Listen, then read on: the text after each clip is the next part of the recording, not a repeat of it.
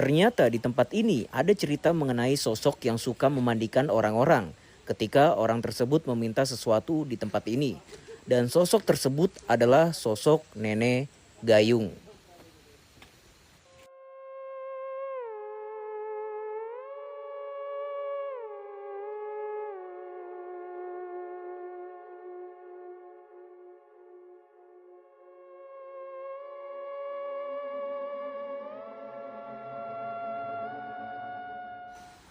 Tempat yang disakralkan atau tempat yang dibilang cukup angker di wilayah sini.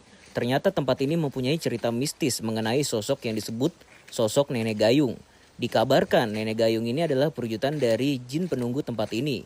Adanya cerita ini berdasarkan cerita yang disampaikan oleh warga-warga sini. Karena banyak yang melihat adanya sosok Nenek Gayung yang suka memandikan orang-orang yang suka meminta atau mencari keuntungan di tempat ini. Seperti meminta supaya menjadi cantik dan tampan, dan meminta supaya cepat kaya raya. Dan warga sini mengakui kalau lokasi ini juga sering digunakan sebagai tempat pemandian pusaka.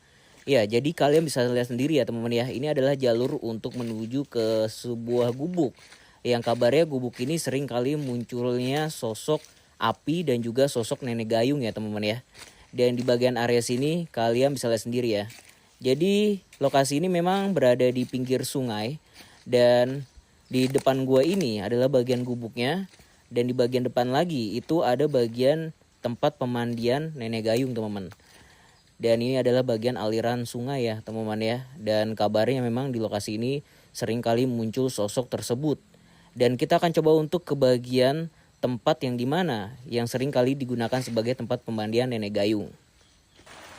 Ya, jadi kita sudah sampai di bagian area yang kabarnya tempat ini sering kali digunakan sebagai tempat untuk memandikan seseorang, yang dimana seseorang ini dimandikan oleh sosok Nenek Gayung.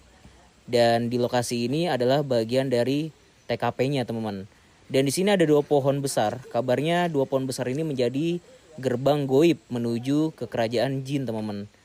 Dan di bagian area sini adalah bagian area sumurnya.